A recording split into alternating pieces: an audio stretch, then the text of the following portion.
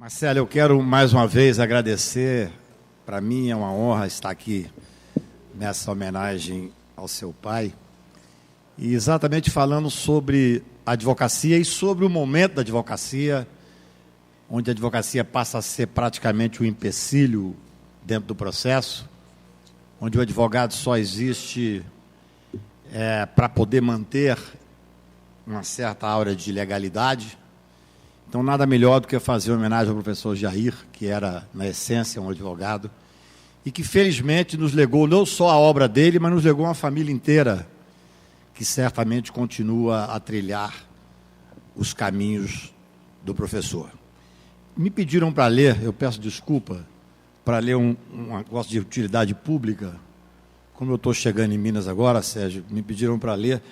É para avisar para os cruzeirenses que dia 4/6 tem um sorteio das oitavas da Libertadores. Dia 17 tem um sorteio das quartas da Copa do Brasil. E avisar para os atleticanos que a Telecena de São João corre dia 26 e que hoje tem a Time Mania correndo. Então, depois de fazer esse serviço de utilidade pública, sem direito à réplica, só vou perdoar porque o professor Jair Leonardo Lopes fez os filhos atleticanos e virou cruzeirense. Bem, eu queria...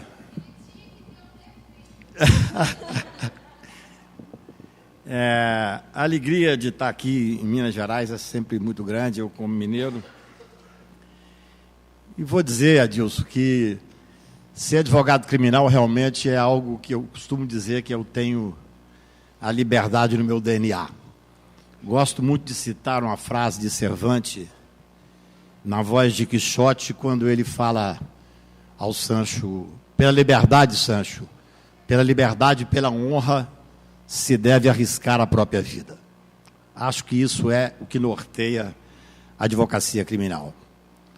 E também fazer uma observação, porque na verdade eu vou falar um pouco sobre a dificuldade da advocacia hoje, mas boa parte do que eu poderia falar já foi falado exatamente no mesmo tema anterior.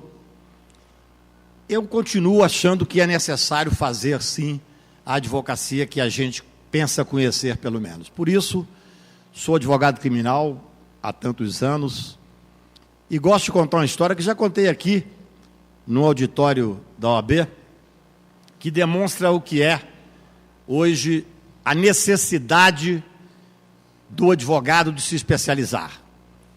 Eu brinco que é amador que deu certo só a guiar, que é necessário que se faça realmente uma especialização. E contei uma história da última vez que estive aqui, que eu estava no meu escritório e fez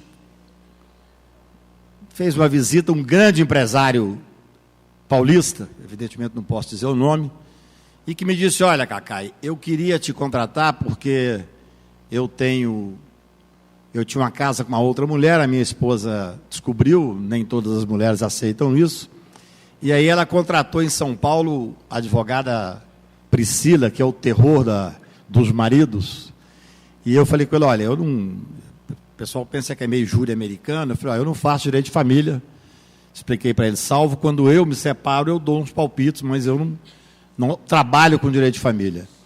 E ele falou: não, mas você tem que entender o seguinte, eu tenho 6 bilhões na minha conta, declarado.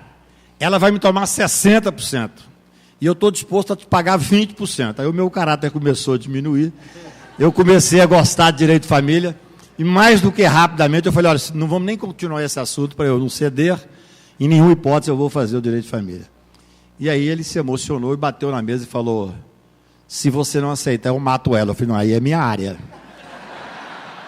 Mas isso que o nosso colega que me antecedeu falou sobre o júri, que cada vez a gente faz menos júri, me faz lembrar, eu advoguei um pouco no final da vida do ministro Evandro Lins com ele, e ele me falava que o divórcio terminou praticamente com a carteira dele de clientela, porque naquela época eram uns crimes de sangue.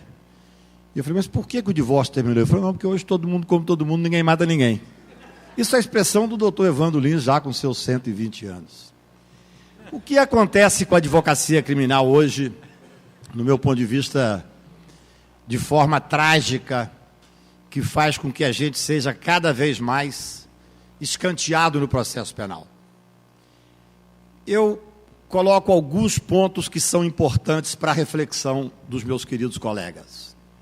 Primeiro, que absolutamente, nessas grandes operações principalmente, o professor Pia e o Marcelo estão aqui, podem atestar, acabou literalmente a paridade de armas.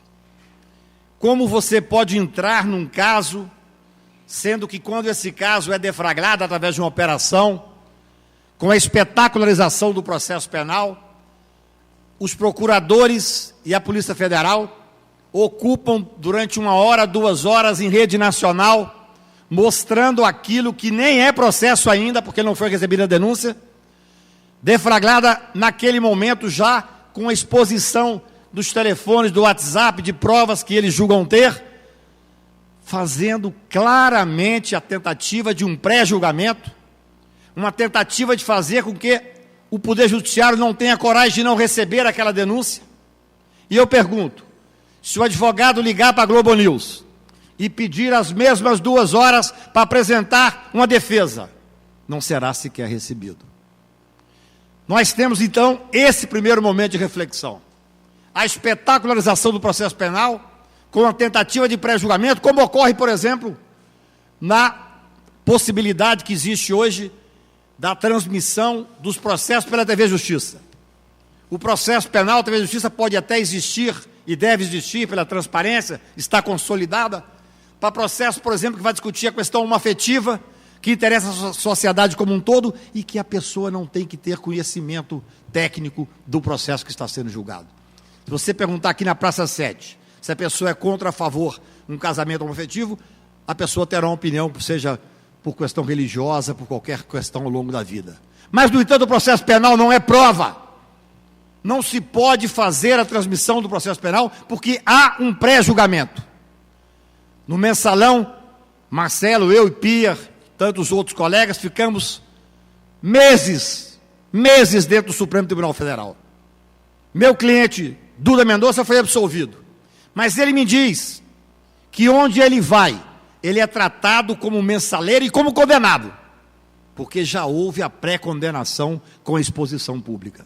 Então, esse é um dos problemas da advocacia hoje, da advocacia criminal especialmente, que é o tema que me pediram para falar. Porque esse pré-julgamento, essa superexposição, faz com que não exista paridade de armas.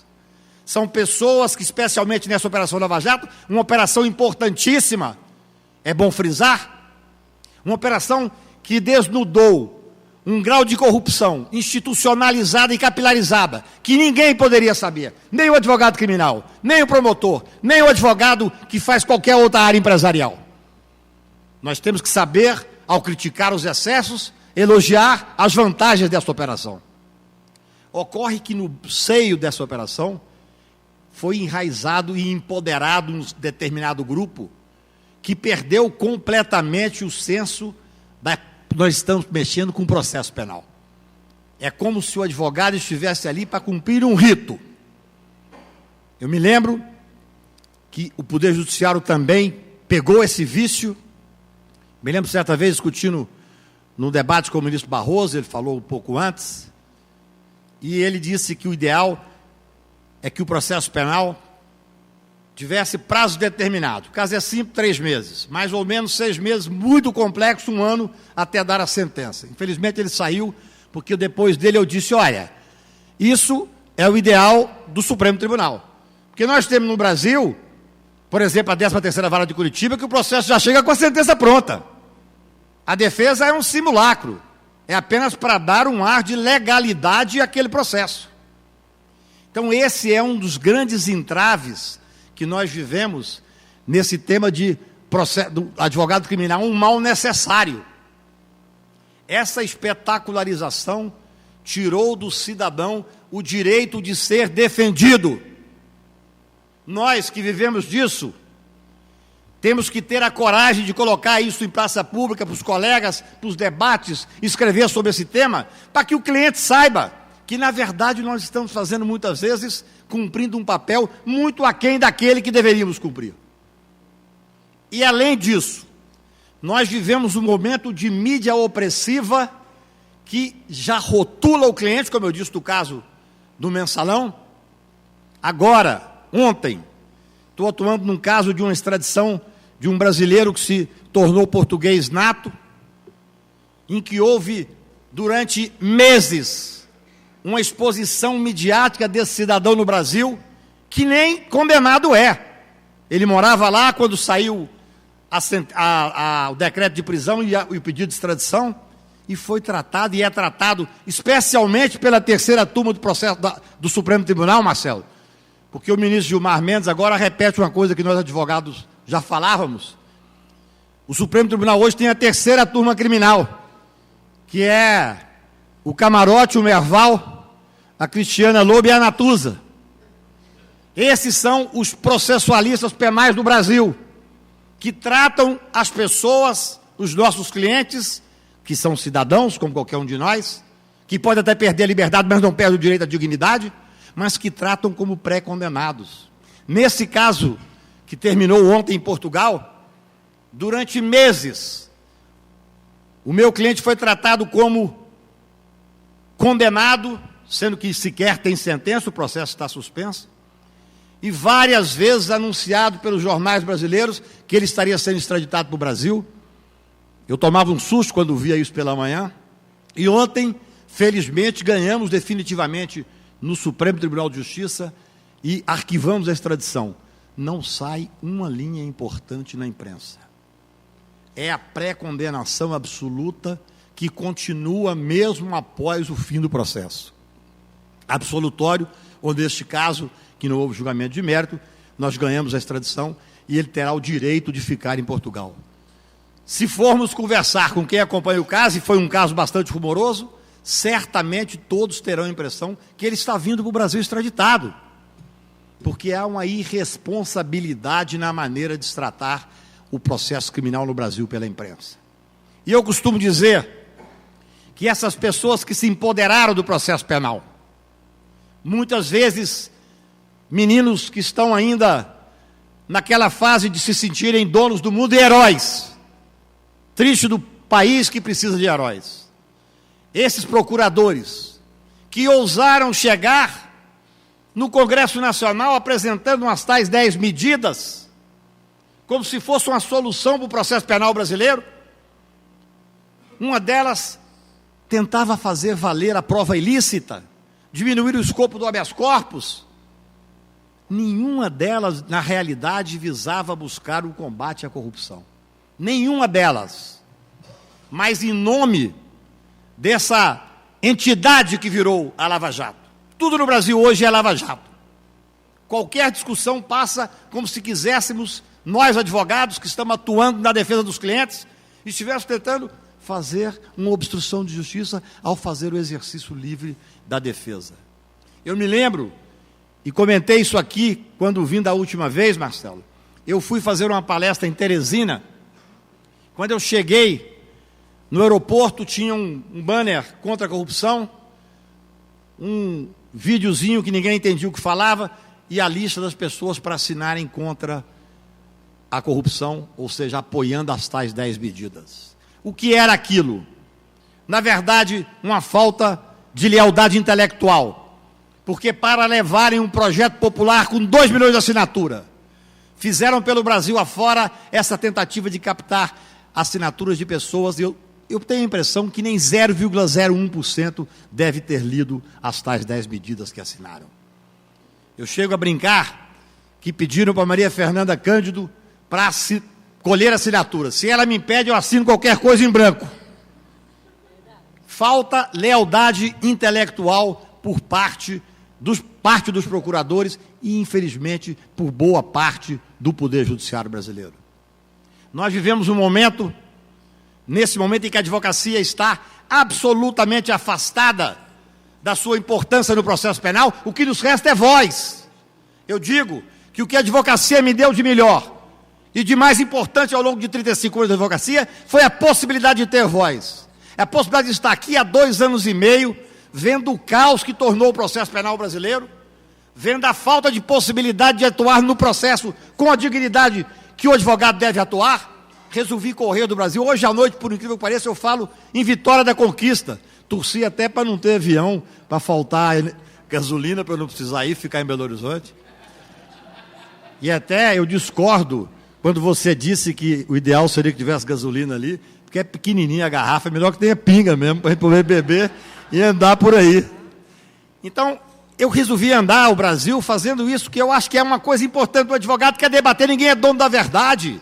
Mas nós podemos trazer a nossa experiência para mostrar a extrema dificuldade que é hoje exercer o sagrado direito de defesa. Nada mais do que isso. No processo penal, com esse empoderamento que se vê por parte do Ministério Público e por parte do Judiciário, inclusive o Supremo Tribunal Federal. Tive o prazer de falar numa sustentação oral há 20 dias no plenário do Supremo. Falei para os ministros do Supremo, porque entrei com habeas corpus contra um ato de ministro, e eles acham que é impossível hoje que caiba habeas corpus contra um ato de ministro, como se fossem deuses, semideuses. E disse a eles, da tribuna, que o ministro Supremo pode muito, mas não pode tudo. Porque nenhum poder pode tudo. Porque senão não se estabelece um Estado democrático de direito.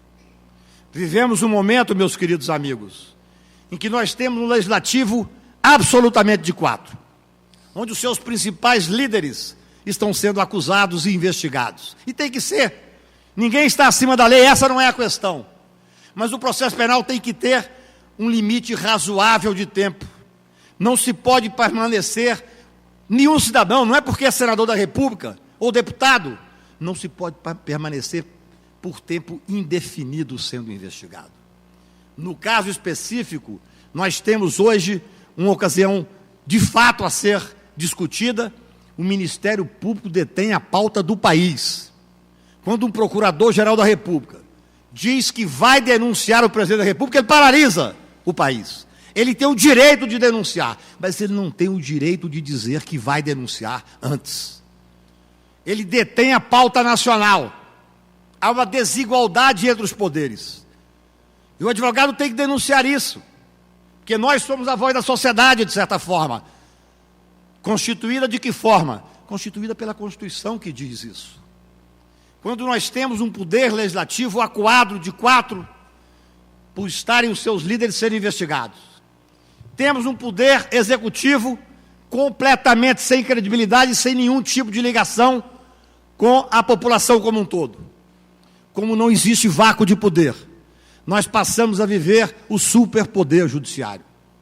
Um poder judiciário que acredita ser a solução para o país, onde um ministro supremo, que eu respeito e que é competente, tem a coragem e a ousadia de dar uma liminar contra o indulto presidencial, que seria direito se tivesse qualquer questão formal para ser impugnada, mas que reescreve o indulto. Reescreve o indulto. É algo completamente inacreditável, a falta absoluta do respeito entre os poderes constituídos. Nós temos hoje um superpoder judiciário, e quando o Supremo começa a agir assim, boa parte disso por causa da espetacularização da TV Justiça. Nós estamos a poucos dias da Copa do Mundo, e eu vejo que agora na televisão sai sobre os jogadores, eu não conheço praticamente nenhum. Qualquer taxista de Belo Horizonte sabe o nome dos ministros do Supremo. O que significa que esse empoderamento faz mal ao judiciário. O poder judiciário tem que ser um poder sereno, para poder fazer um julgamento dentro dos limites da Constituição. Eu acho que tem um juiz americano que dizia que a Constituição é o que a Suprema Corte diz. Os ministros do Supremo Tribunal do Brasil estão acreditando nisso. A Constituição é o que cada um diz, porque são 11 ilhas. Nós estamos discutindo a questão da prisão em segundo grau, que se tornou, sob certo aspecto, Marcelo disse aqui, o assunto mais importante do processo penal. Claro, o mais importante do processo penal é cada processo penal cuidando da individualidade do cidadão que está sendo processado. Mas eu digo que, em tese, esse assunto interessa a todo mundo. Quando eu tive o prazer de assinar a ADC 43, à época peguei um partido pequeno com só 3 deputados, exatamente para não dizer que eu estava protegendo algum deputado, tinha que ter a legitimidade para entrar. Eu defendi da tribuna do Supremo na liminar, em nome desse partido, quando foi julgada a liminar, e depois, vejam, meus queridos amigos, o Bolsonaro vai e entra para o partido, e para surpresa geral, no dia da inscrição, ele diz que a condição para assinar a ficha era que eu fosse destituído dessa ação. Eu tenho a honra de ter sido destituído por Bolsonaro. Está na parede do meu escritório. O que significa, e eu quero dizer isso da tribuna do Supremo Tribunal Federal, porque eu entrei como amicus curiae pelo Instituto de Garantias Penais, uma situação inusitada, eu sou amicus curiae de uma ação onde eu fui o autor, mas eu quero dizer que quando ele me destituiu, ele me disse que eu estava no caminho certo. Essa é a realidade. Essa história que criaram, que a prisão em segundo grau é apenas para proteger ricos e poderosos, é um desconhecimento absoluto da realidade. Felizmente vieram como amicus curiae as defensorias, as valorosas defensorias do Brasil, com dados que impressionam. Marcelo já disse aqui, mas o ministro Celso de Mello, no julgamento da liminar, disse, olha, bastava que fosse um injustiçado, que nós teríamos que cumprir a Constituição. Ocorre que a defensoria mostra com dados que no Superior Tribunal de Justiça, Pia, até às vezes, dependendo do tipo de crime, 40%, ou você absolve, ou você muda a pena e muda o regime da pena. Há uma falsidade, por exemplo, intelectual, quando se enfrenta a coisa de forma diferente, e o uso da estatística. O ministro Barroso e o ministro Schietti, a quem eu rendo as minhas homenagens, fizeram uma subleitura dessa questão num artigo na Folha de São Paulo, fizeram uma conta de padeiro. Eu digo aqui porque eu escrevi na Folha de São Paulo sobre isso. Então vejam, num assunto dessa seriedade, o advogado está um pouco fora da nossa discussão necessária. Hoje, felizmente, várias entidades em torno da ADC 43, 44 e agora a 54, que veio tentar reviver o assunto, está tendo possibilidade de discutir, mas a pauta é da presidente do Supremo, que ao não julgar isso, quando eu queria que julgasse, quando nós entramos com a ADC 43, o Lula não era sequer denunciado.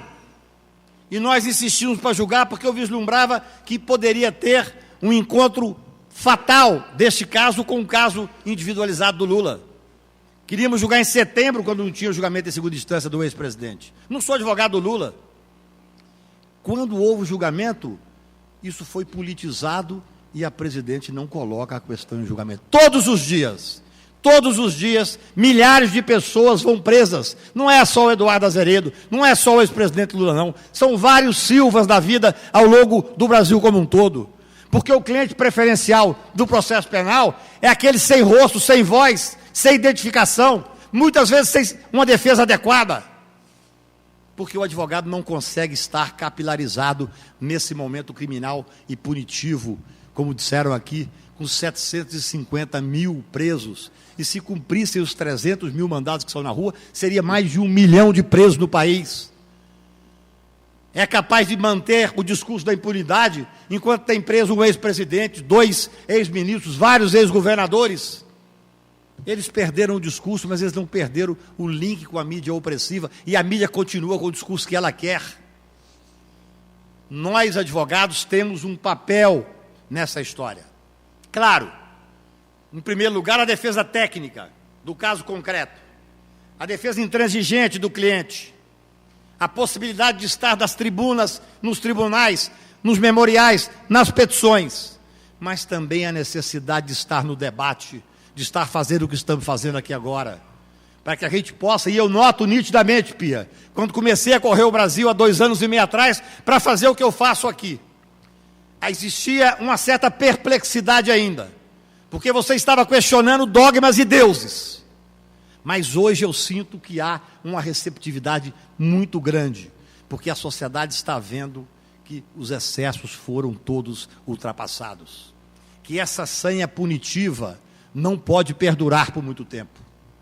Nós vivemos um momento punitivo em que a desigualdade entre a voz da liberdade, entre a voz da defesa e a acusação é abissal. A pré-condenação se faz das mais diversas formas. Se faz através de um processo autoritário, onde o juiz que determina a prisão, que determina a busca e apreensão, é o mesmo juiz que vai julgar aquilo que já está julgado dentro dele, onde o Supremo Tribunal Federal faz a leitura da Constituição como se isso fosse possível fazer. Vejam bem como a situação é grave, Marcelo. Quando fomos fazer a DC 43, é de uma simplicidade ululante. Ao discutir o artigo 283 do Código de Processo Penal, nós queríamos o cumprimento da Constituição. Fui agora despachar com o professor Celso Antônio na DC 54, e ele falou assim: obrigado por nos receber, ministro. Nós estamos aqui para pedir que se cumpra a Constituição. Só isso. Esse é o despacho. Na realidade, como eu sou advogado e conheço um pouco a realidade do Supremo Tribunal Federal, insertamos, Cláudio, o Ademar e eu, dentro da DC 43, um pedido alternativo, que é o pedido que o Toffoli seguiu, que é a possibilidade de, pelo menos, se esperar o julgamento do Superior Tribunal de Justiça. Porque quando colocaram a repercussão geral no recurso extraordinário no Supremo Tribunal, poder-se-á dizer que nós perdemos, o cidadão perdeu, o paciente perdeu o direito subjetivo de ser julgado, porque o recurso extraordinário tem que ter repercussão geral. Mas recurso especial não tem, por enquanto, estão querendo agora instituir. E eu digo mais, no processo penal, na minha visão, não tem que ter repercussão geral, porque está em causa a liberdade já é repercussão geral. O processo penal não deveria estar sujeito a esse crivo. A liberdade já significa, está íncita à repercussão geral.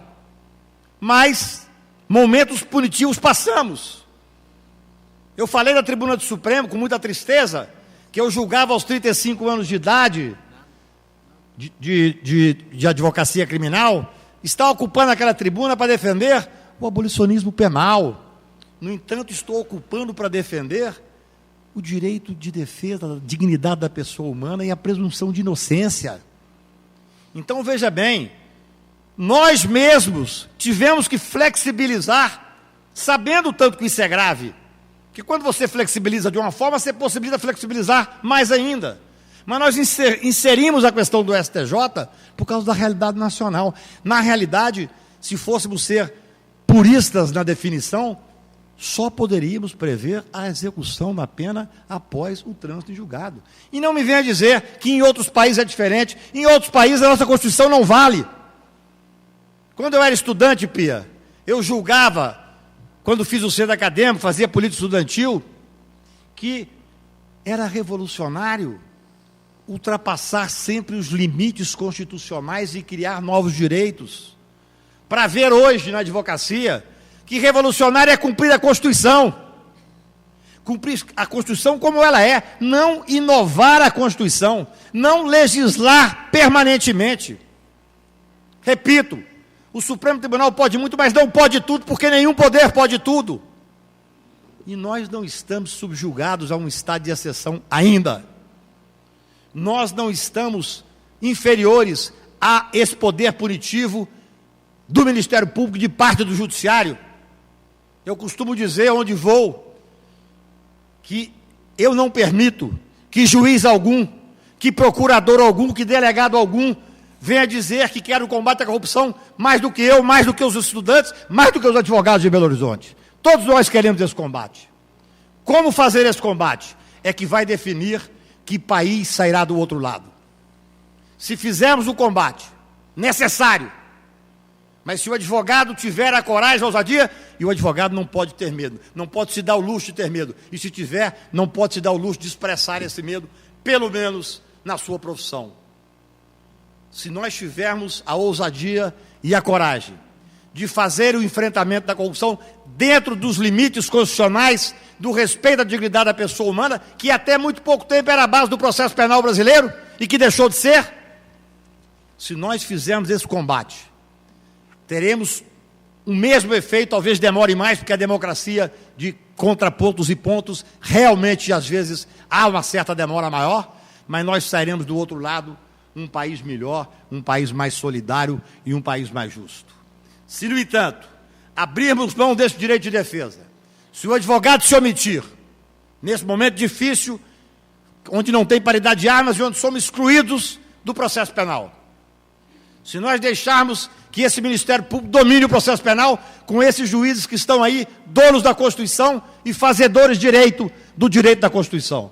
Se nós deixarmos que eles façam isso, passando por cima dos direitos e garantias individuais, não tenho dúvida, nós sairemos desse combate à corrupção um país obscurantista, um país pior. Eu tenho a firme convicção de que faço a parte que me cabe fazer como advogado. Costumo dizer sempre que o advogado, especialmente o criminal, tem que ter a utopia e tem que acreditar nos sonhos, permanentemente. E gosto da frase do poeta que diz que a utopia é como o horizonte. Você anda 2 passos, o horizonte se afasta 2 passos. Você anda 10 passos, o horizonte se afasta 10 passos. Então, para que serve a utopia? Serve para caminhar.